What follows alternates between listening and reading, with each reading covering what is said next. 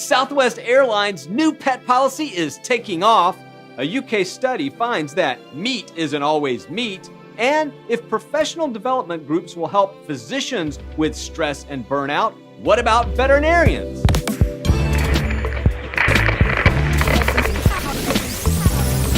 Welcome back to Off-Label Veterinary News, your source for commentary on animals, medicine, and practice life. If this is your first time, please go ahead and hit that subscribe button. So if you're watching on LinkedIn, if you're watching on Facebook or Instagram or anywhere else, please do me a favor and subscribe on the YouTubes. Let's jump in to some of the stories you might have missed. Southwest Airlines' new pet policy. Southwest Airlines recently announced that it was rolling out new rules and guidelines for emotional support animals going into effect September 17th.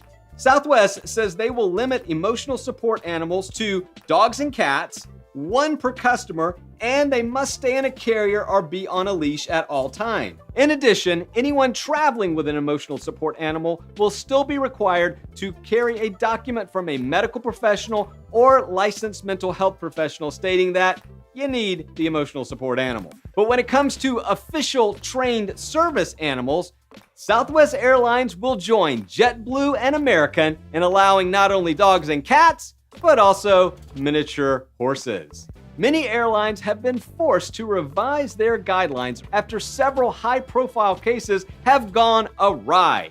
Who can forget the peacock who pleaded to be an emotional support animal? What do you think, off-labelers, about these new guidelines regarding air travel with emotional support animals? UK meat samples don't contain the meat. Over 20% of meat samples studied in the UK in 2017 contained an animal protein source other than what was on the label. Out of 665 results from England, Wales, and Northern Ireland collected by the Food Standards Agency, 145 were partly or wholly made up of unspecified meat. Some of the samples studied, while claiming to only contain one animal protein source such as beef or lamb, actually contained up to 4 different animal proteins. Lamb was the most likely meat to be mislabeled and contaminated, followed by beef, goat, and pork. Now, UK meat lovers have been on edge since the 2013 horse meat controversy, in which they found similar findings, but that time they substituted horse meat instead of other animal proteins. I believe what this study calls for is increased transparency when it comes to animal proteins. My biggest fear is if this is happening with human meats, what could be happening with pet meats? Professional development groups can help with stress. A recent viewpoint published in the Journal of the American Veterinary Medical Association by a Harvard professor, Dr. Nancy R. Bloom, evaluated whether or not professional development groups could help reduce stress and improve physician and veterinarian well-being. Dr. Bloom has been conducting a pilot study at Tufts University with interns for the past 3 or 4 years. She combined elements of several well-established and validated human professional development groups to see if they would have an impact in reducing burnout, compassion fatigue, moral stress, and in general improve the veterinary intern's well-being. Dr. Bloom's pilot study at Tufts University found that gathering small groups of veterinary professionals under the guidance of a trained facilitator in a confidential setting and allowing them to discuss the stressors of their week or month could improve their overall well-being. Improving personal well-being is a passion of mine.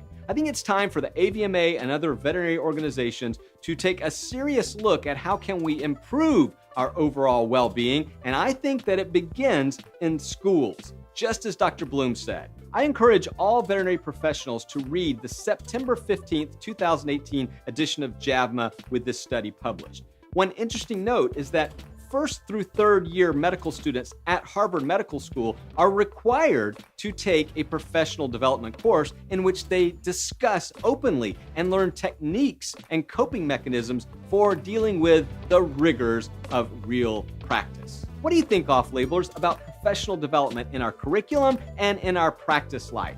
Do you think we're doing more? Do you think this is something that you're interested in doing? How can we promote and progress this topic? We need to come together as a profession and do everything in our power to improve our personal well-being. I want to hear from you. Well, that's it for another edition of Off-Label Veterinary News. If you like content like this, please do me a huge favor and give me a thumbs up and hit that subscribe button. We want to reach as many of our colleagues as possible. Until next time, keep living that off-label life. Bye.